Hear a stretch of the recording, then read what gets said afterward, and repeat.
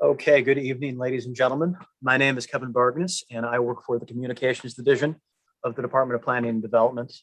I'll be helping support the meeting tonight behind the scenes, and I'll be helping coordinate the Q&A session a little later on. Just to let you all know, this meeting is being recorded and live streamed to the Department of Planning and Development's YouTube page. You can find it there later on.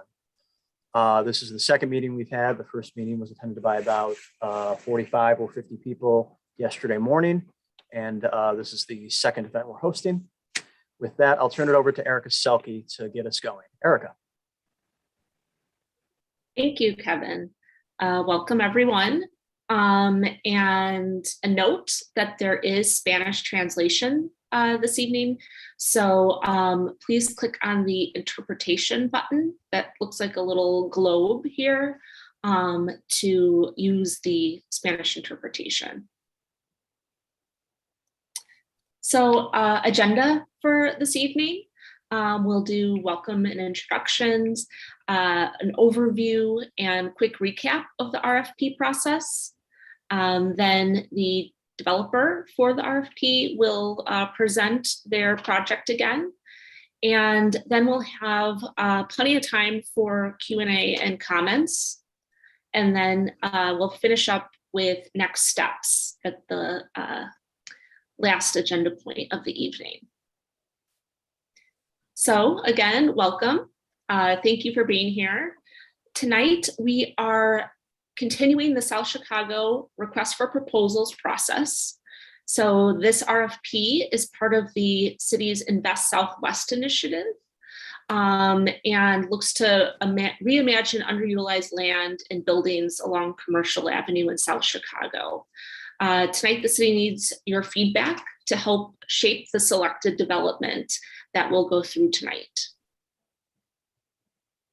So just a bit of background on Invest Southwest. If you haven't been to some of our other meetings, Invest Southwest focuses on 12 key commercial corridors in 10 communities. And the program collectively supports infrastructure development, improved programming, and policies that impact each of the community areas. So the below list are some of the features of Invest Southwest, a monthly community roundtable meeting, corridor managers here in South Chicago. It's South Chicago Family and Friends and Claretian Associates who manage the programs and help us reach out to people in the community.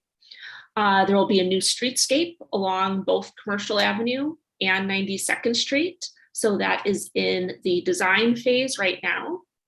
We also know that the Chicago Prize projects identified by the community are very important, and we're looking to advance those as well. The city is also providing grants and incentives to businesses and multifamily buildings along the corridor, Neighborhood Opportunity Fund, Small Business Improvement Fund, the Tiff multifamily purchase rehab program. This month, we're going to start cleaning and greening some of the vacant lots, city-owned vacant lots in the area. And the photograph at the right is the painting portion of the alfresco program that is being managed by both CDOT and Department of Planning and Development. So this is just to show that the RFP is just a portion of things we're working on in South Chicago in the Commercial Avenue corridor, and happy to provide more information if anyone has any questions. If you want to follow up by emailing dpd@cityofchicago.org.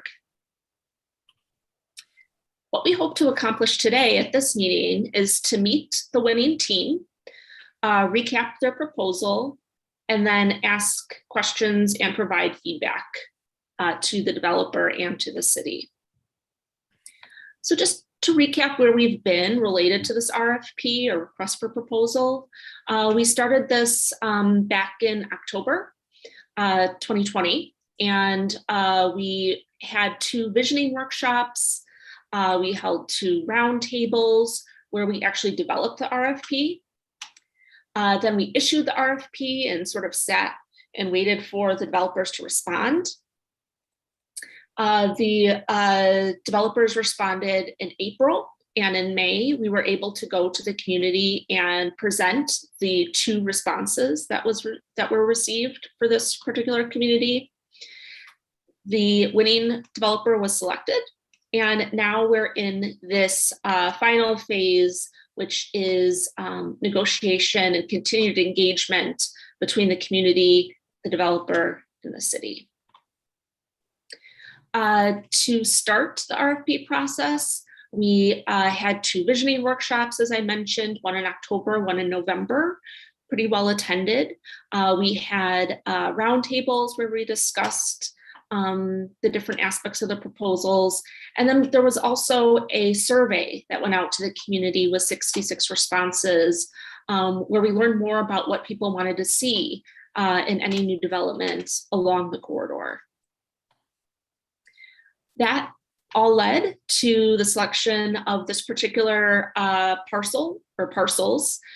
This is on the corner of Commercial Avenue, which runs along the bottom of your screen here, and 89th Street on the left-hand side. So the site is comprised of a Cook County Land Bank owned building, a private vacant parcel, and a city-owned vacant parcel, and then 2 multifamily mixed-use buildings that are currently vacant that are privately owned as well. In the visioning sessions, we talked about things people wanted to see in a new development and put together these images that would sort of best emphasize what was wanted. Multi-story mixed-use development with rental housing, including affordable housing, retail spaces, and also community spaces as well. And this is another image taken from the other side of the street where you're looking at more of this public-private space for people to enjoy. So we issued that RFP, and as I said, we had 2 respondents. It was Steel City Apartments and Galleria 89. You can see here. With those 2 selected developers, 2 responded developers, we held a meeting on May 6th, where there were approximately 160 attendees who listened to the 2 developers talk about their proposals and learn more about what they were offering to the neighborhood. We also issued a community scorecard. We had 88 responses, many from residents of the South Chicago community. And there were a number of questions where people were asked to rank different points. And then finally, we had an overall impression of the proposal, and Galleria 89 had a lead in that count as well. In addition, there was an evaluation team. So the evaluation team members included 3 people from Department of Planning and Development, each with a different specialty. Someone from Department of Assets and Information Services, but looks at the environmental impact of the project. Department of Housing, someone from the mayor's office. Most importantly, we had 3 community members. That was something new in this round of RFPs. We haven't done that before. So I want to thank those community members for participating and helping out with the review process. There were also a few advisory reviewers that did not score the proposals. So this group looked at 3 different elements. The city and the community had to come together in a consensus. This was a consensus model, looking at if the proposal reflects the community's vision and if it builds community wealth, which was 30% of the score. And then if the project is a great example of professional competence, which was 40% of the score. The city evaluators focused on the economic feasibility, which was 30% of the score. So all of that together, the 548 development was selected as the winning project. And tonight, AJ Patton with 548 Development and his team are going to talk a bit about their project, remind you of what the project was, and then we'll head into Q&A. So Kevin, I don't know if you want to make the transition or. Okay. Yeah, I can do that. Great. So just two quick notes. For those who are attending tonight, there is a Q&A box at the bottom or top of your screen. Oh yeah, here we go. Thank you, Erica. This Q&A box, you can hit that and type your questions in, and I'll go through them in a moderated fashion later on with AJ and the team from Galleria 89. You can also hit the raise hand button, and I'll move through people person by person. I'm going to try to limit it to 2 minutes per person. So do your best to stick to that time period. And we're also going to move to the video that Galleria 89 has put together. This was done back in probably April or May. Is that right, AJ? Yes. Yes. Okay.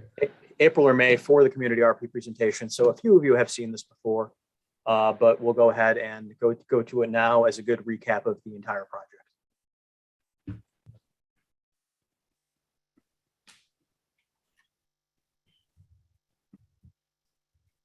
Hi, I'm AJ Patton, founder and CEO of 548 Development, a Chicago-based full-service development company. We work exclusively with contractors from the communities we develop, delivering renewable energy and sustainable technology to neighborhoods that have been overlooked while empowering minority business owners.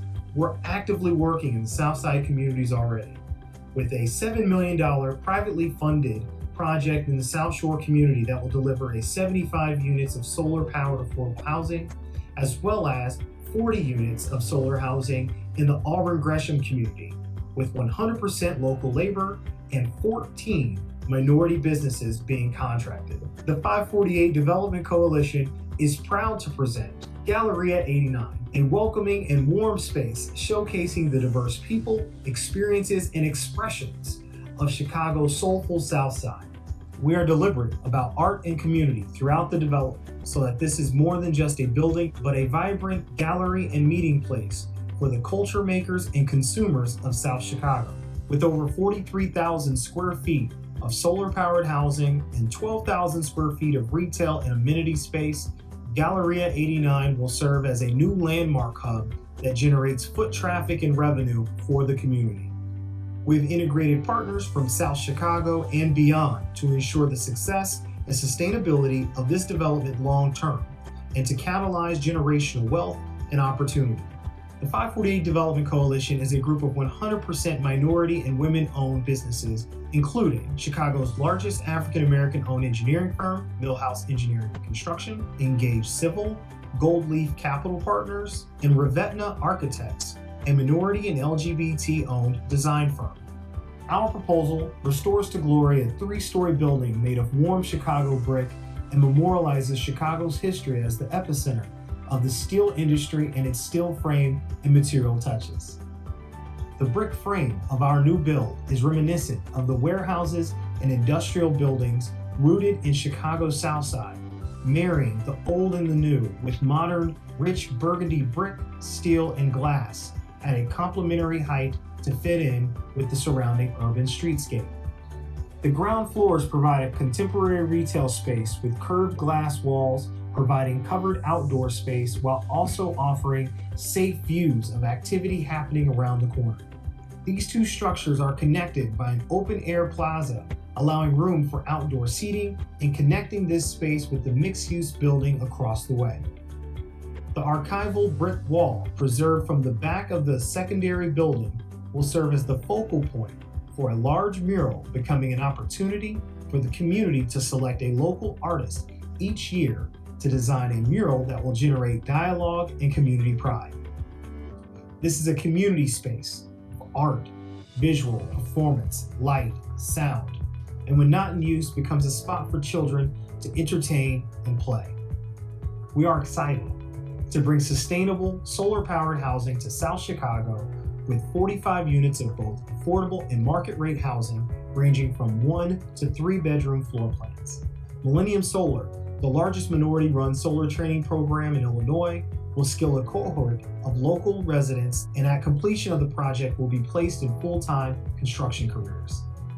The anchor of our establishment is Dollop Coffee, who will take over the first floor of the rehab building, transforming it into a connected community cafe, where locals can grab a cup of coffee, meet for business or social visits, access high-speed Wi-Fi, host community events and classes, and view the talents of artists from the neighborhood, becoming an all-ages gathering place. Dollop has committed to hiring locally, so people from the community will be employed to serve their neighbors and build stronger bonds. Dollop will also donate a portion of each sale into a fund that will go towards funding projects in the space. This community currently does not even have a coffee shop. And what coffee shops truly are just community gathering spaces. So the cross-sectionality of art, being able to gather, conduct business, engage your neighbor, that's the beauty of what this location is and can be. Additional youth education programming will be provided by Latinx-owned Cameo Labs, who will train local facilitators to teach real-world problem-solving, social entrepreneurship, and youth activism. Another vital resource for the community will be a business center, offering professional services and resources such as basic print and copy, along with packing and shipping, providing infrastructure for both residents and small businesses to mail and store packaging. This is a high-tech space so that local entrepreneurs can come together and connect, grow their businesses, learn and evolve, and that is supported by the Jami Group and Black Women Talk Tech that will be providing the mentorship and the tele-advisor technology for these entrepreneurs. Knowing how uplifting art can be, we have partnered with Sky Art and Roman Villarreal's 9-3 Studios to be our community-led art consultants, commissioning uniquely local murals and sculptures and sourcing artwork from residents to showcase throughout the development, including dedicated spots for focal point murals and interior space for rotating gallery. Sky Art is a trusted center for creativity and community within and beyond South Chicago, serving more than 3,500 kids a year with free art education and experiences. Their fully owned Sky Art Studios facility is located a few blocks from this site. Roman Villarreal is a South Chicago native whose sculptures and artwork can be seen throughout the community. He not only creates innovative pieces, but mentors budding artists at his communal studio on 93rd Street. If this neighborhood is going to have a chance to take advantage of sustainable options, we must first invest in the infrastructure to do so. We have partnered with EV Match to power a flexible app for the community to book electric vehicle charging for half the cost of alternative options. EV drivers pay for their own electricity through this app. In our goal to create an equitable transit-oriented development, we will aim to create safe bike storage accessible to residents and explore partnerships for bike repair to make this a bike-friendly location. Integrating with community organizations will contribute to the synergy of our programs. We have the support of neighboring Pilsen Wellness Center, an organization doing amazing work in human services, including addiction and mental health support. Through our partnership, we will house their internationally sourced bilingual therapists with reserved residential units in Galleria 89. The combination of these programs will help ensure that this development is not only a part of the community, but helps propel the community forward. Our project will create over 390 construction jobs and an estimated 60 permanent jobs between the proposed program and remaining available commercial space with an emphasis on sourcing local labor and talent. Our total project cost is $23.5 million, $1 million in equity, $6.5 million in debt, $5 million in tax credits, and a non-serviceable gap of $10.6 million. We're creating more than just a beautiful building. We are providing an environment conducive to growth and innovation and worthy of the incredible people of South Chicago. I'm excited to work together to create the best plan for Commercial Avenue and South Chicago as a whole. Thank you.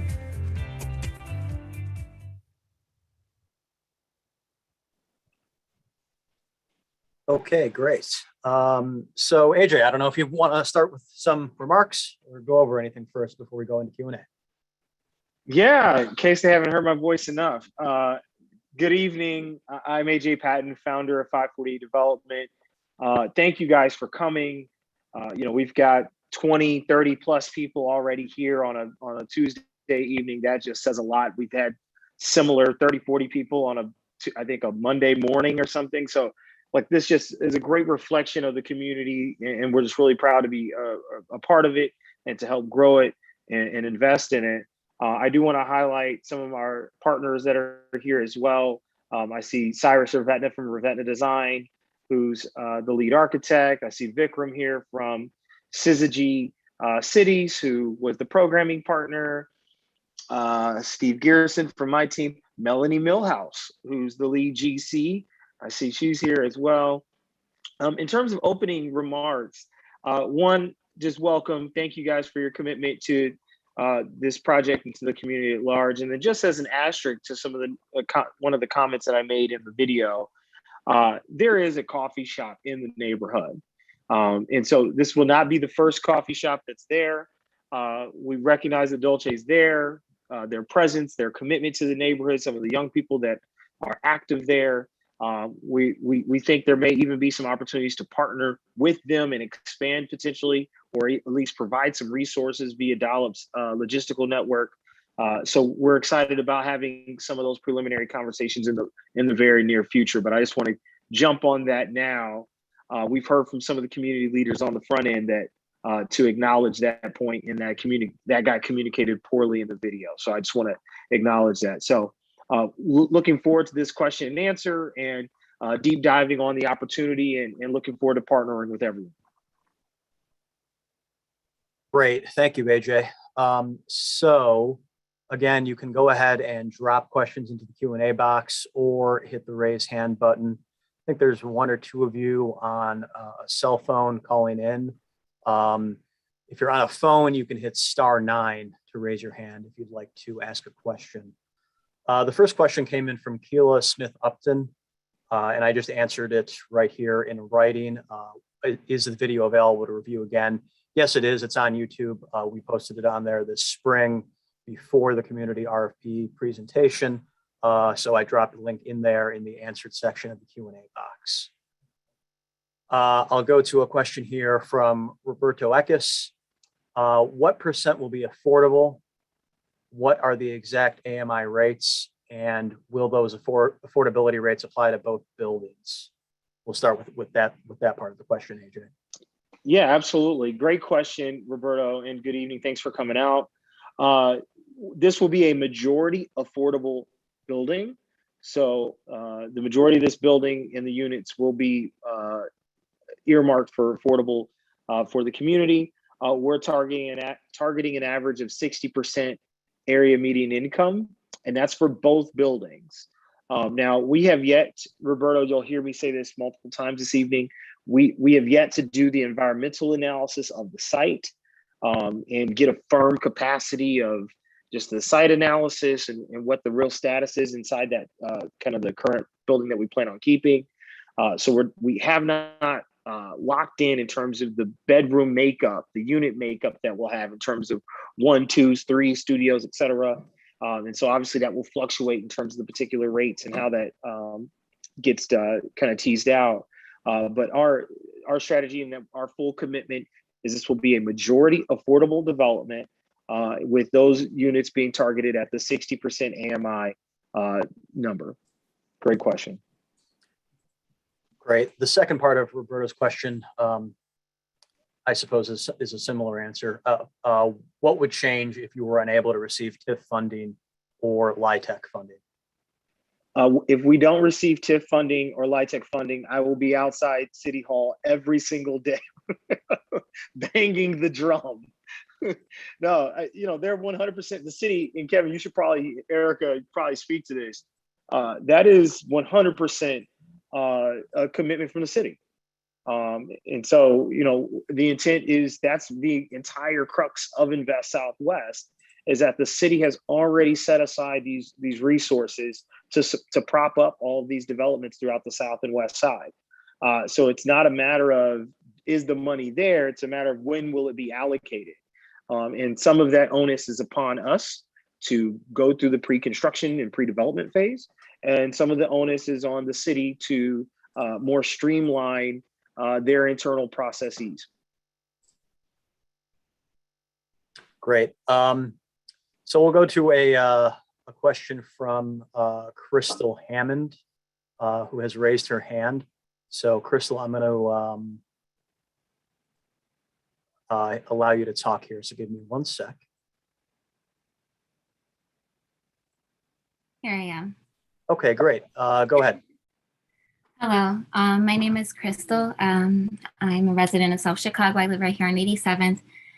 I guess my question is, like, I know we talked about, you know, and you mentioned it right now about the coffee shop, but given this, you know, lack of understanding of the neighborhood at the beginning of developing this plan, how are we to trust that you're going to put local businesses first and forward when you already have a business from outside planned in? And given that, you know, within that plan, there's a coffee shop right there, and it's very, you know, how are you now going to incorporate that? And does that change a little bit? And how do you assure that, you know, it's great to have another coffee shop, that's fine, but, you know, the fact that there's a community fund and money goes there, but eventually, I mean, that money's going out of the neighborhood, right? And so how has this new knowledge of a coffee shop changed or reframed? And then also, how can we trust that you will put local businesses forward, given this, you know, this mist in the local businesses that are present on Commercial Avenue? Thank you. Yeah, thank you for the question. You know, and thank you for your participation this evening.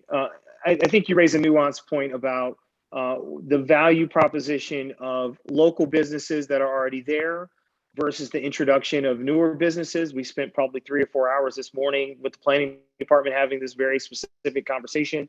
I am an advocate for promoting and uplifting the businesses that are already there, that have put down some real roots and are ready to expand and take advantage of the new resources that have become available. But to your point, I think there has to be a collection of both. I don't think this is an or, I think this is an and. I think we have to introduce new groups and new services, because there are gaps of services that are not being provided, but then also find opportunities to leverage those resources for the folks that have been in the community, you know, fighting the good fight and providing the services for some period of time. And I will clarify one point. The money from the coffee shop, the kind of the net proceeds, that will be 100% for the South Chicago neighborhood. And if we do stick with the particular coffee shop that we presented, or if we want to do some type of nuanced partnership, they're 100% committed exclusively to the neighborhood, to hiring exclusively to the neighborhood. So I think that is a secondary piece. And I think also what we did with this particular apartment, I think this is a great point. It was Crystal, right? Yes, Crystal? it was. Yeah, and Crystal, I think the other thing that I think is important, a nuanced part of our proposal, is that we intentionally left. We did not build out or program out every single square foot of the commercial space. So we intentionally left some space open to still be programmed. And so what we've done, and I would love to do it with you as well, there are many people that are here in this meeting and in the previous meetings where we're already talking with folks on the ground saying, hey, what would you like to see here? Who else is in the neighborhood that you think we can empower and uplift and encourage? I'd probably speak to the alderman once a weekish at this point. We talk to the different folks, the Danielles and Jessicas and so forth of the world, and I'm forgetting several other names. We made ourselves really available, and we're going to continue that process, because to your point, we don't have all the answers.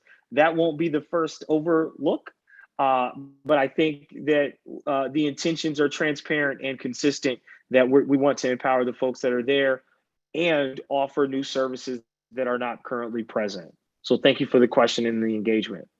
Yeah, and just to add on to that, wanted to clarify too that while we are calling it the coffee shop, it is really meant to be also the community space aspect to it as well. So it's more than just the place to grab coffee, but we're gonna make sure that we're programming with our art partners, making sure that there's Wi-Fi so we can bridge that digital divide. So again, the coffee portion is just one aspect of this larger community space that we want to make available. And again, use some of that funding to fund programs, bringing in our other partner, Cambio Labs, to provide youth program and education, as well as the business center that'll be next door. So it's really, again, about bringing in those resources and using that to help empower the community to build more business and connection. Okay, thanks to you both. There was another person named Crystal who had raised her hand here. Crystal Hammond. I think I accidentally lowered it. Apologies. Crystal Hammond, if you want to go ahead. Hi, yes, that was funny. So my name is Crystal Hammond, and I was born and raised 1 block away on 87th in Houston. And I was wondering, like, affordable housing has always been an issue. That's how I ended up buying the place that I grew up in.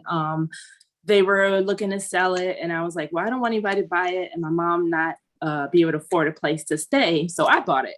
And then every time another building on my block would get, catch on fire or demolished, and the city was selling the lots, I bought them. So I have 4 lots now on my same block. So how do local people help with the affordable housing? Like, I'm not a big developer, I'm not a big company, and I know other homeowners that are in the same position too, where we've been buying the lots in our area, and we want to know, like, how do we get help with, doing bigger things? Like, how can the small people do big things like this too? That's a massive question. I could do that one for an hour. Crystal, good evening, and thank you for your participation. I think you pose a couple of different questions, because you would probably trigger me to acknowledge that our communities are still being redlined. I can talk at length about how the banks have treated us as we have grown and try to take on bigger opportunities, et cetera, and the headwinds that has created. And I've been on the record for that for some time, and I'll continue to speak truth to power about the issues with the bank and the banking industry at large. But to your point about what can be done, I think there are different programs that are rolling out, and I don't want to speak for DPD here, but from my understanding is Invest Southwest 2.0 will be targeting some of the smaller projects where there's not 20, 30, $50 million chunks at a time, where there will be some programmatic vision towards what happens with a Six Flag, what happens with that mixed use building that's got commercial on the first floor and 2-3 units up above. I think that's a programmatic approach that's coming up next. You're seeing some CDFIs work in good faith, where they'd like to empower the Crystals of the world to actually build out those lots in their communities. But I'd be lying if I said that there's a host of answers to this problem, because the problems are what you just referred to are systematic and they're real. I'm just going to keep it real for a second. They're real, and the banks are a part of the problem, because and then the nuances of doing development, even a $500,000 project or $400,000 project, that's not necessarily easy. And I would argue that the banks have struggled historically to even finance and help put those capital stacks together, Crystal. So what you're pointing to is a problem that we've probably faced for the better part of 60 years and haven't been able to figure out. But I think there are some slithers of light at the end of the tunnel on this. And I'm not sure if I answered your question directly, but I at least want to acknowledge that I 100% feel you and know the realities of what's going on in the other portions of the corridor. Yes, thank you. Appreciate it. And Crystal, if you want to email dpd@cityofchicago.org, we can also put you in touch with some of the program managers for Invest Southwest and talk about some of the opportunities that may exist. Thanks. I check that email personally, and I'll be sure you get to the right person. Okay. We've got at least half a dozen written questions here, so we can move to some of those. From Danny Rosario, 2 related questions. When will you break ground, and when do you expect it to be completed? Yeah, great questions. We are targeting, I said May 1st, the alderman cut me off mid-sentence and said March 15th as a groundbreaking. So if the boss says March 15th, we're going March 14th to keep everyone happy. And so that is the targeted groundbreak. It's ambitious. We've got a lot of work to do between now and then. We've got to get site control. We've got to do an environmental analysis. We've got to get a grasp on what's the material situation in this COVID pandemic world. And then from a completion, we're looking at about 18 months from there is a conservative projection, Mr. Rosario. So that is kind of where we're standing there, but that is a dynamic timeline that will shift week to week, month to month in terms of where we end up there. Okay. A question here, what will be the average cost for apartments for both, I think the person means market rate and affordable housing? Yep, Sarah, great question. We said earlier that we're targeting a majority affordable development, and that will be targeted at about 60% AMI. I'm hesitant to throw an average number out there only because we have not locked in our unit bedroom pro forma makeup. So, that could be anywhere between 700 to 1100, depending on what is the kind of unit makeup. But I think also a part of our strategy is that we'd like to get some of those 35 to 40% AMI units in this development as well. And so what we'd like to do first is get a full thorough site analysis, because candidly, we've been in the RFP process. So we haven't got access to the site. We haven't got a chance to do an environmental study. We don't know what's in that dirt. And all of that plays into the pro forma and the commitments both from us and from the city. So what our public commitment is and will be is that this will be majority affordable, and we will make sure that averages at about 60% area median income. Okay. Is there a projected amount of wealth that this building will bring into the neighborhood? Absolutely. And while I'm blabbing, Vikram, can you pull up the jobs number for me? We may have the wealth number, but so great question about wealth. I think there's a couple ways that we can define that. I think one, we're talking about over approximately 10,000 square feet of commercial investment coming. And so now you've got, at a minimum, 4 to 5 local businesses that can participate. In addition, it's a $23 million project. We're going to be targeting, and Millhouse is on the line, we've challenged them that we're going to prioritize emerging contractors from the community to participate in the construction of this project. So we think that's another wealth building opportunity, because there's going to be $23 million worth of contracts doled out here. And 60 plus jobs. Thank you, Vikram, for that in the chat. 60 plus jobs, permanent jobs through the coffee shop and the particular workforce development training and the business center, et cetera, et cetera. So depending on how you define wealth, we think there's some real upside on all those different variables. Okay.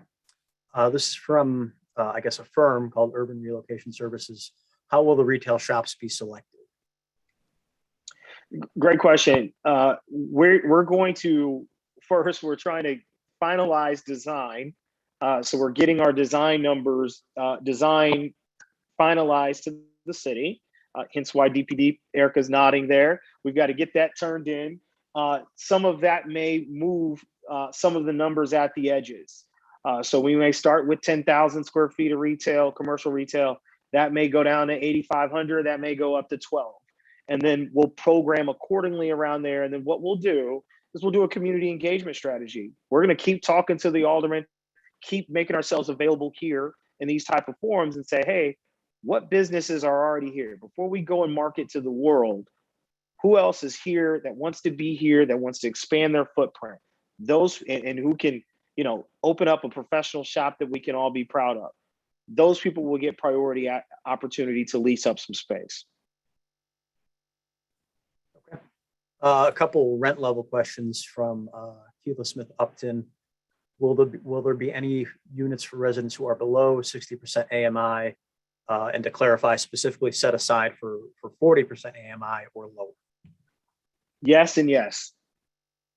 As I've referenced earlier, the intent is we're still trying to work through what amount of units and what that unit makeup is.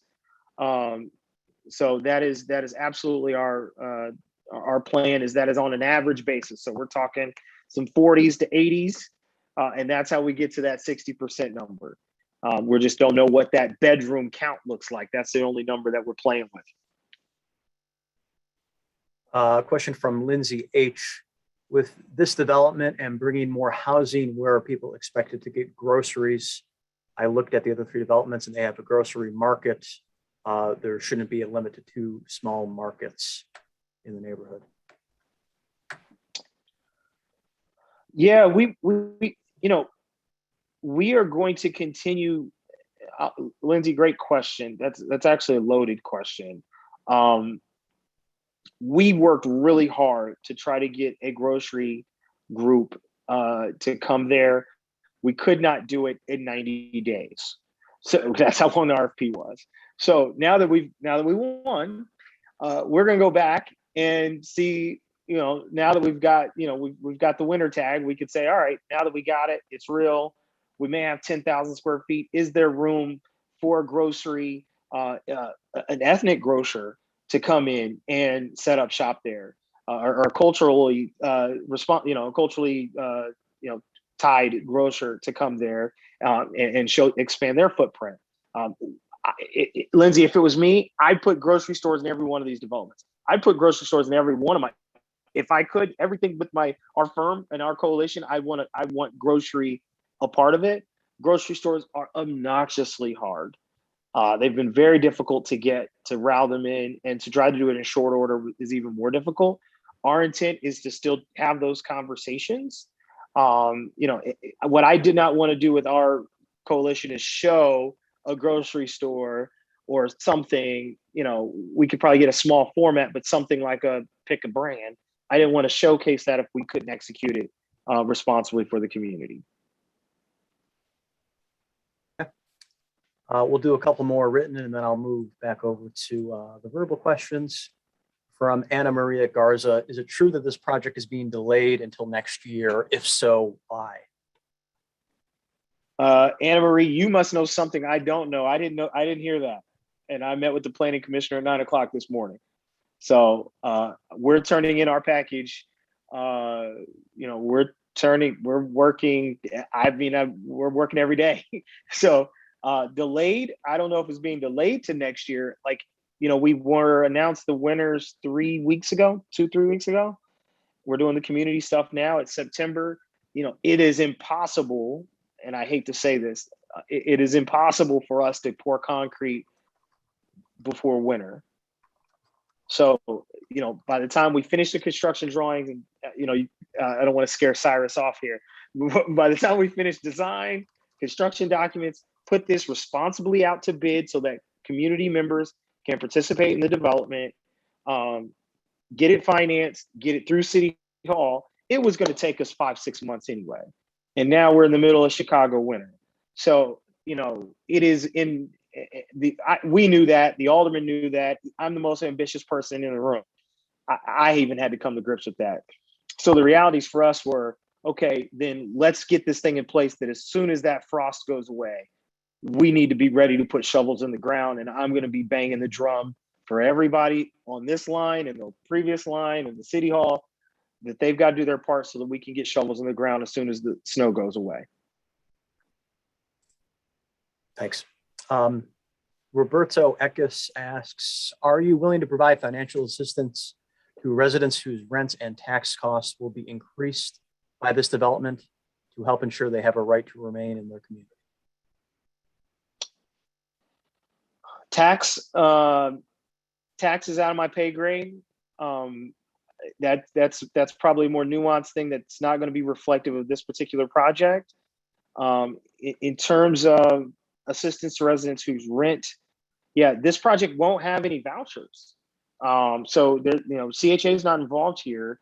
There's not any voucher programs tied to this program. So we're just committed to the affordable rents without a voucher. So there won't be a voucher system tied to this.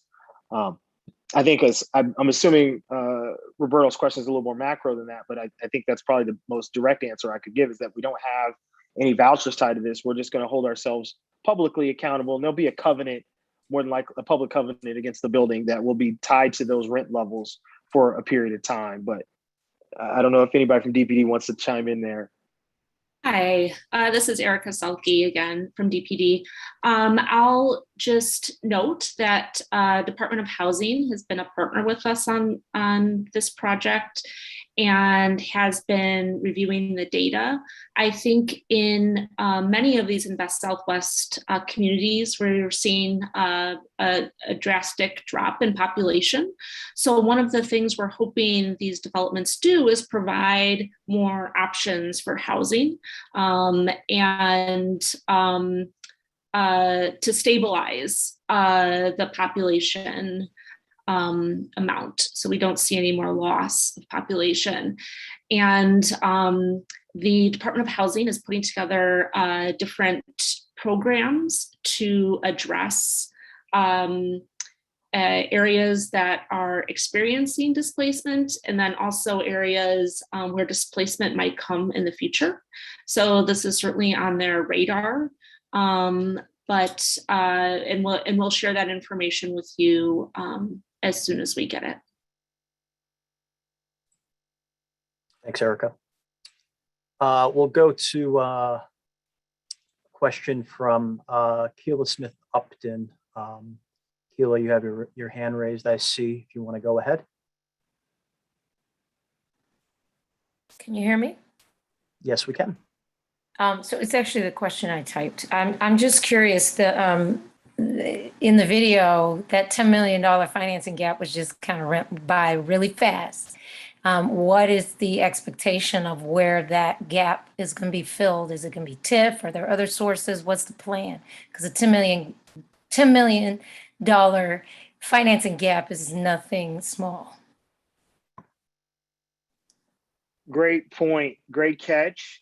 That is by design. That's intentional. So that is literally the definition of Invest Southwest. They know that we're going to build this building it's going to cost us probably $25 million to build it. And the moment we cut the ribbon on it, it's going to be valued at 15, just because of how the bankers and the evaluators work. And so what we realize is, okay, if it's going to cost 25 and it's going to be valued at 15 from day one, well, someone's got to fill in that funding gap, because the bank sure isn't. And that is literally why there has not been major developments in these communities for 4 or 5 decades. That simple math is the reason why. And so Ms. Smith, what they've done now is and to the mayor's credit, all credit to the mayor and her leadership on this, is they've said, you know what, we already know that funding gap exists. We're going to fill it with TIF money. We're going to set the money aside, whether it's TIF money, COVID money, infrastructure money, whatever the heck money they got. I don't care where the money comes from. Whatever they got, they're going to fill it. And they knew that from the outset. They put that in the RFP. They put it in the RFP. They already knew that there was going to be an approximately $10 to $12 million funding gap. And that's on almost every single one, if not all, of the Invest Southwest RFPs. So yes, it is a bit funny math, because as someone that's every deal has had to pencil, we knew from the very beginning, this one was not going to pencil. We knew it. That means if it's not going to pencil, it very well better add quality standard of living. I think it should have been great design and sustainable, good for the environment, and it better create some jobs. And we do that in spades. So your math and your eyes are not deceiving you. That is absolutely correct. Well, Great question. I'm not unclear about financing gaps with affordable housing developments, but my bigger question related to that gap, you're saying it sounds like the expectation is TIF. I know a development was supposed to happen in Chatham, and I frequent and spend a lot of money in South Chicago. I live in a bordering neighborhood, Avalon Park, and forgive my phone. that development was earmarked 9-point-something million of TIF, and they never got the money and the project died. And it never happened. So, I mean, what assurances are there that this gap will be filled? I mean, that's my concern. Yours, and before we even responded to the RFP, we had to get those assurances. And so I will gladly get out of the way for DPD to address that. But they have made every assurance that the money has been set aside for all of these projects. I'm almost a bit more concerned, even with the city listening here, almost a little less about the money and more about the bureaucracy. Are we able to streamline the Department of Planning and Buildings and Department of Housing so that this doesn't take a year and a half, right?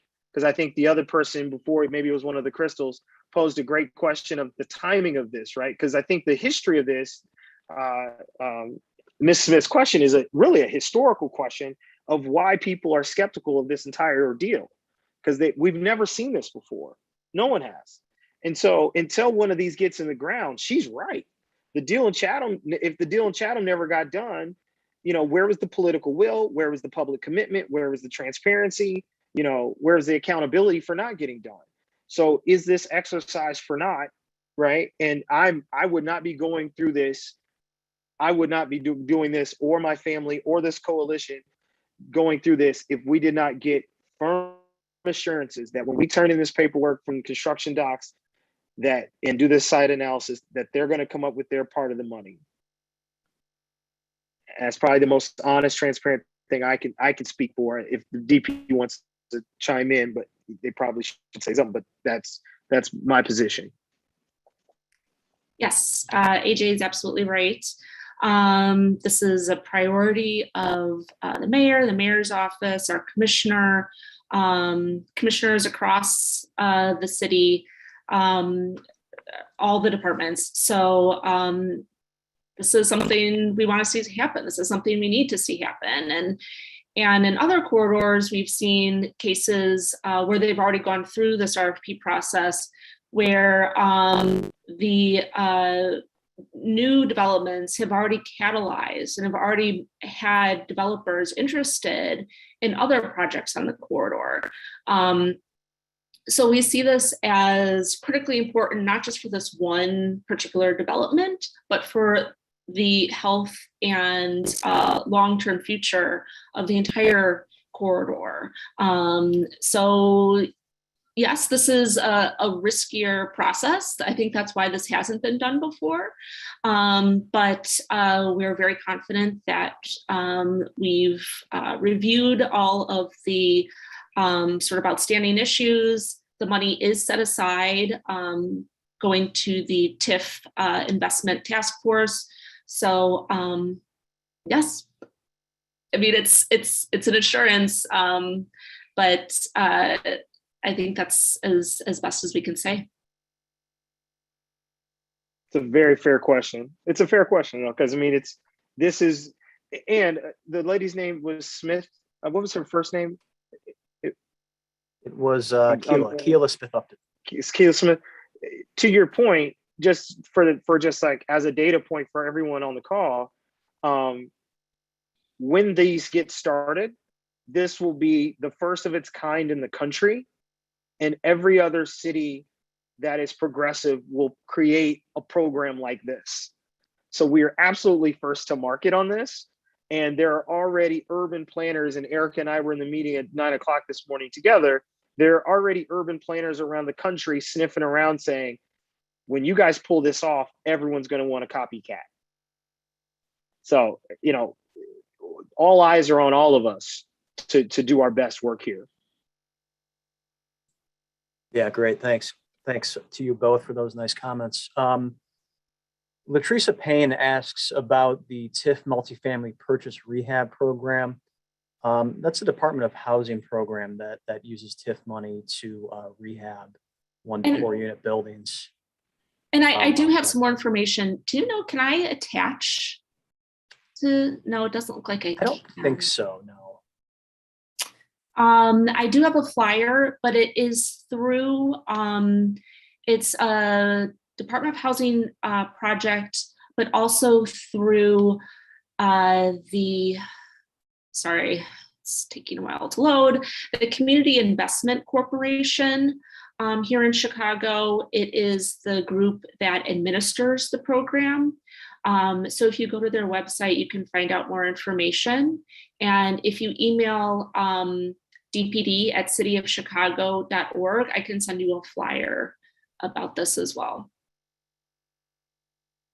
Great. Thank you, Erica. Michael Mallon says he's very interested in the proposed development and has several retailers that might be interested in it. When might you have plans available and information on rental rates or parking options? Yeah, Michael, great question. I think we're proposing 32 new parking spaces for the location, kind of dependent on the site kind of continued site analysis, but that's our approximate number of new parking created. Michael, I would ask you to shoot me a note, 548capital.com. Go to our contact page, and if you could shoot us a note, we would be interested in learning more, specifically, and even more if you've got retailers that are from the community. That would be even better. But we're open to all great ideas to service the needs of the neighborhood. Those rental rates and so forth will probably not come out until November is our current timeline. And I have his email, AJ, so I'll get us all on a thread together. Please and thank you. Great, thank you. Roberto Eckes is asking about the dates of the evaluation team meetings and for copies of the public meeting advertisements and copies of the meeting transcripts. The evaluation team meetings, can you speak to that process a little bit, Erica, about what that looked like, the selection process and what we have available? Sure. So we have the public meeting advertisements. All of the meetings are on the DPD YouTube page.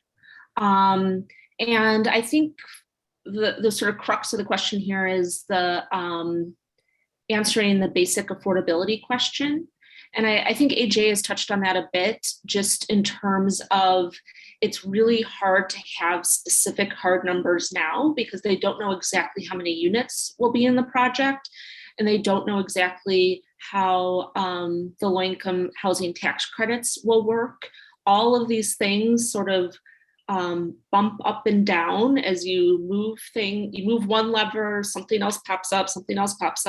So it takes a while to iron out all of those issues to find exact affordability.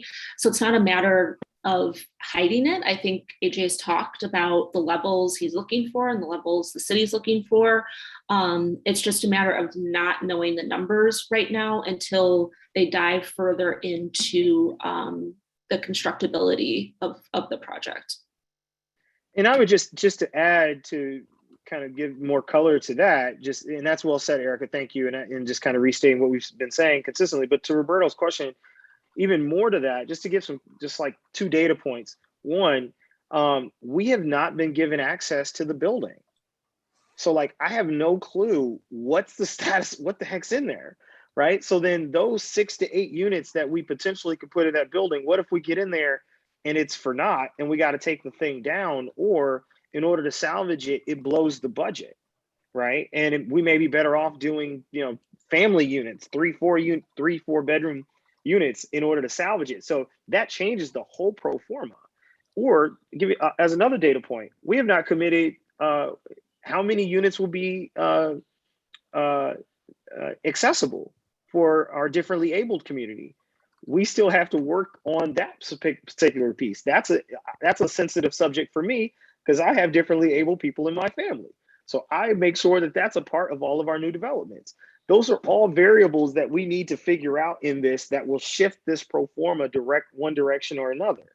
So I'm not hiding the ball. If anything, I probably will get a phone call after this saying that I've been too transparent about how this process has gone. So, what we've been consistent in saying is that the affordable units will average at a 60% AMI. There'll be some that tick up on the affordable side, some that are closer to the 40% number. I've always been consistent in affordable and publicly accountable to that number. Thank you, Erica, for those comments as well. Thank you both. A question from Marcus Rogers. When will the outreach for contractors begin, and will that be handled exclusively through Millhouse? No, that'd be all hands on deck. Marcus, great question. That will go through Millhouse. We'll be laying out a new website as well for contractors to engage us. We'll be talking directly with the alderwoman as well. We will. I mean, I'm old school. I'm on the corridor. I'm talking. Half the people on this list have already met with me one-on-one. We are still talking. We're going hand to hand with this. So we want to build a real ground game, a real coalition, so that people can, take real community ownership of this. This is all of ours. And part of that is if there's local participation on the contracting side, that matters to us. So where we're going to create those space, that matters. Okay, a question from Danny Rosario. Does the city have plans to clean up the rest of Commercial Avenue and make it aesthetically pleasing as this new project is developed? Erica, you want to talk about that one a little bit? Sure. So one of the projects underway right now in the design phase is our new streetscapes for both Commercial Avenue and 92nd Street. So this is really building line to building line, looking at the sidewalks, the street, sidewalk on the other side, figuring out what sort of furnishings, what sort of light fixtures and benches and tree pits, and if there are bike facilities, bike lanes, parking lanes. So it'll be a full new 100% complete new streetscape. So that's one piece that will sort of fix some of the sidewalk issues and furnishing issues. And then I think we always ask that you call 311 or the SSA about specific problem spots you've seen with graffiti as well. Great, thank you. A question here from Sarah. How will you ensure the affordable housing application process will be accessible or favorable to the community members that are already in the community and or are preparing to move out of their family homes? That's a great question. That's a nuanced question as well. And so what we'll do there is we're going to partner with our property management company. That is 5T. They are currently based in the South Side. They manage over 900 units spread out throughout the South Side. So we specifically picked them because, one, they've got the compliance background. To her question, there's a bit of nuance there about how do you highlight the people that are or give kind of an early access, if you will, to the people that are already there without breaking any fair housing standard. This is a recorded line. We're not going to do anything untoward, but we do want to give opportunities to the folks in the neighborhood first. And so I think the most important thing is that our property management company is based in the South Side. They've got a premier reputation. And so what we would do is go through their marketing strategy and say, let's make sure we canvass the neighborhood. Let's make sure we work through the alderman's office and say, hey, we've got 45 units coming online. We want to highlight these 15, these 25, these 15 studios and one bed, these 2 bedrooms. Are there any families that could take these 2 and 3 bedrooms here? And where can we, empower those folks to participate and get into these spaces? So that will go through our property management company once we get a little bit further into the construction phase. But that's a dang good question. Great, thank you. This is from Roberto Eckes, like a follow-up to his earlier question. So this is probably best for Erica. How did you evaluate the impact this development would have on the surrounding community, if you considered it at all? Yes, we worked with Department of Housing. They didn't have a wide range of examples. As I mentioned, this is sort of a new proposal, a new way of doing things.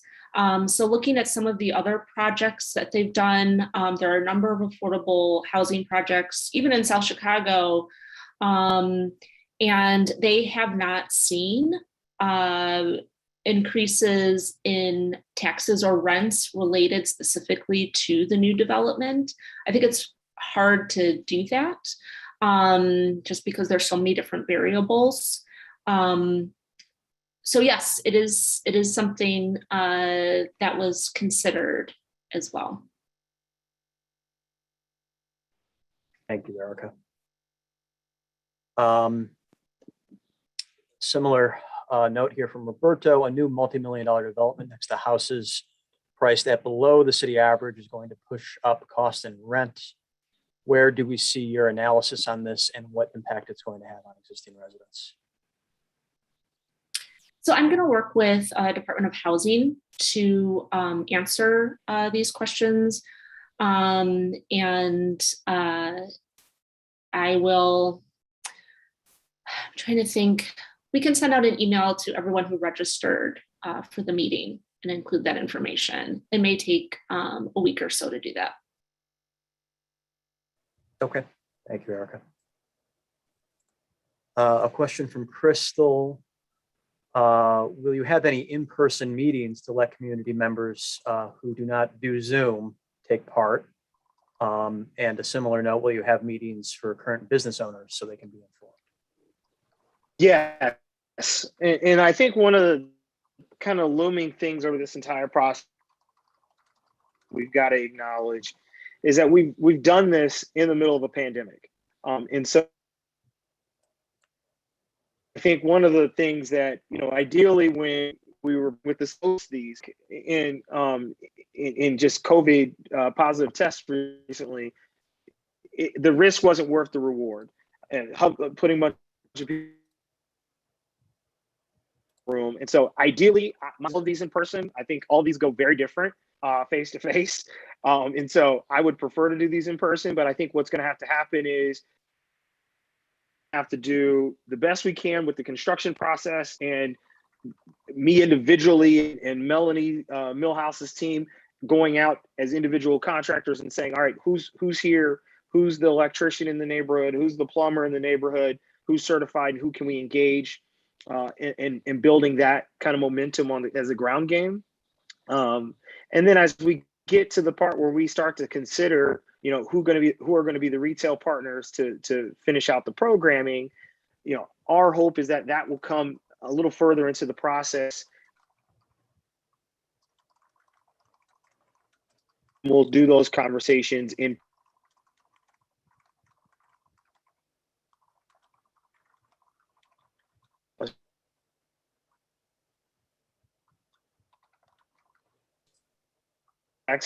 can put some stymie on pandemic. Sorry if my copy did. Yeah, AJ, I think we lost you the last 10 or 15 seconds there. So let me move on here. Well, here's a question for Cyrus, so we can direct one to Cyrus for now. Cyrus, can you talk about the energy efficiency features of the new building? AJ's the one that would really know the energy stuff, but AJ is totally committed to solar housing and making this building as energy efficient as possible. We are considering LEED ratings and net zero buildings and passive house and a whole bunch of other things. So all those things are in the works and just being discussed and investigated at this point. Okay, great. AJ, do we got you back here? jump. Am I back? I think we can hear you. Am I live or are we a little choppy here? Okay, yeah. I'm sure it was an energy efficient question, which is right up my alley, and then the Wi-Fi kicks me off. Okay, that's about right. I'm sure he talked about the solar. I'm sure he mentioned Passive House. Our partnership with the utility has been involved in all of our projects, and so our intent is to, there's a world where this entire project is all electric, and we think that there's some value in that as well. Our intent is to try to get this project as carbon neutral as we can within our budget. That's been literally the founding of my company is for that reason. We think that all of our communities have not had equal access to sustainable technologies. I literally launched our company to serve as the bridge so that everybody can have access to renewable energy and sustainable technology so that our utility bills can come down and people aren't fighting inside of their budgets just to heat and cool themselves throughout the year. So yeah, this is priority number 2 for me. Behind who gets the jobs is how sustainable is the project. Okay, thanks, AJ. Question from Urban Relocation Services. Is there a security plan in place for the new building to protect it from graffiti and other vandalism? And can we count on overnight lighting and security cameras? Yes, yes, and yes. Yes, and yes. This will be state of the art. This is one of the most important investments in this corridor in some time. So absolutely, that's one of our biggest questions in all these communities is, where's public safety in all this? What good does it do to bring 40 new units here, try to attract businesses here, try to expand the businesses that are already here, and there's not a public safety plan. So that is one of the things that we're actively working with and will continue to work with the city on. But absolutely, this will be a well-lit location because there's open plaza space. In addition to, security cameras pretty much everywhere because there will be seniors and differently abled people that will be living on this property. We want to protect those folks as well. Yeah, and I'll just add to that, that's integral to our design is security. So when we design a plaza and design a building, we really think about, how people move through that site and how people interact with it. And we design a space to have naturally occurring sort of security features. So that's integral into our design as well. Great.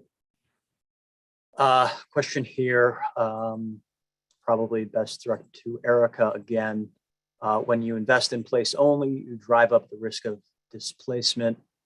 What will the city do to help invest in the people of South Chicago? Sure. I think AJ and Cyrus have talked quite a bit about the need to hire from the community, both for construction and for other jobs. So that's a big component of this as well. And we have a number of job training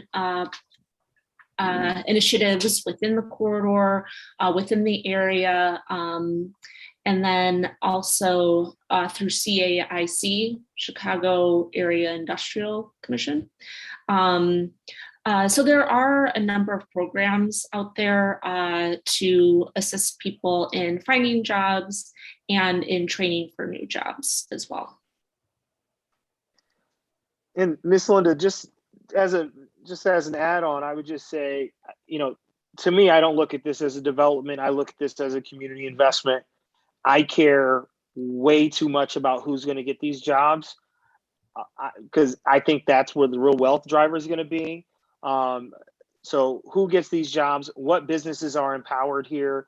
And then the dirty secret of all of this is in other communities, they do one of these and then 2 or 3 pop up after. And the hope is that we then hold them accountable to the same standard of inclusivity and intentionality and sustainability, right? So to Linda's point, if it's just brick and mortar and somebody taking the money away. Like I forget the lady who asked the very, very first question about dial-up. I think it's actually the first Crystal. Crystal raised a fair point about, hey, who gives a darn if Starbucks shows up and takes our money and goes to their corporate headquarters in Seattle?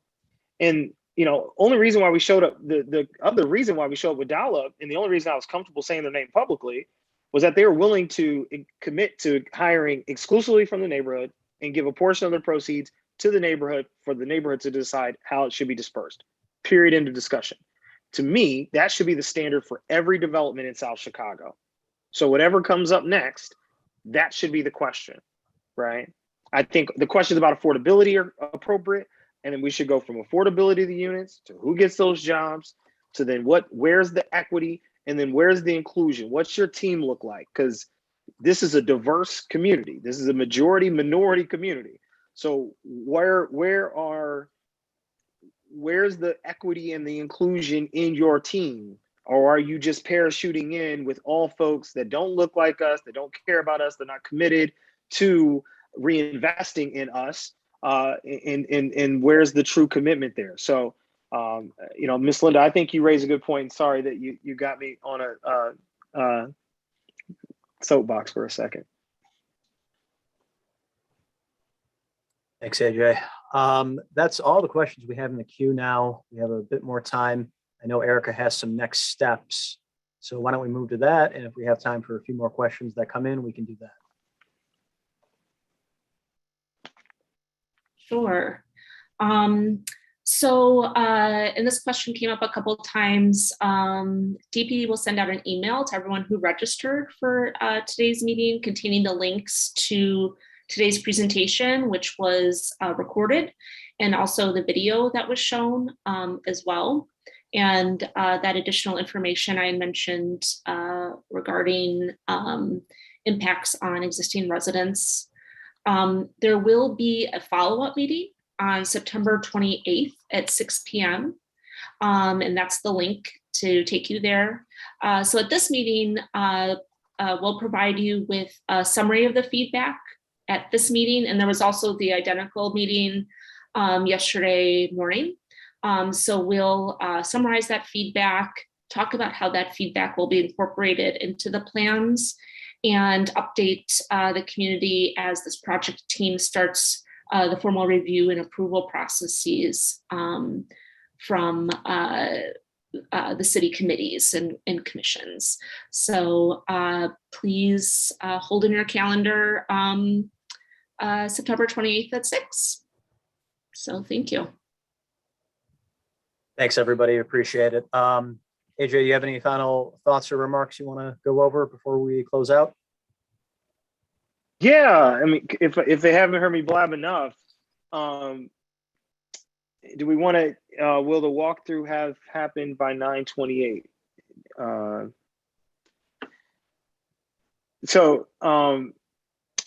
Closing remarks. I would just say this is refreshing. This process is refreshing. The engagement. I don't think people understand. It's hard to look at yourself in the lens of kind of the history of the moment, but to get this type of engagement in the middle of a pandemic, 7:30 on a Tuesday night, and I think it was 10 o'clock on a Monday morning or something like that. And I think collectively we had probably 75 people show up asking really good, nuanced questions, passionate questions. It's refreshing. It's exciting. This project is exciting. I think it's going to be something that hopefully spurs other people to come and want to invest and be inclusive and empower. So I'm excited for the opportunity. If you have any questions, thoughts, concerns, no questions too small or too big, 548capital.com. We've got a contact page. We'll get a response to you as soon as possible. And we're looking forward to that opportunity. So thank you so much. Great. Okay, thank you, everybody. Have a good evening.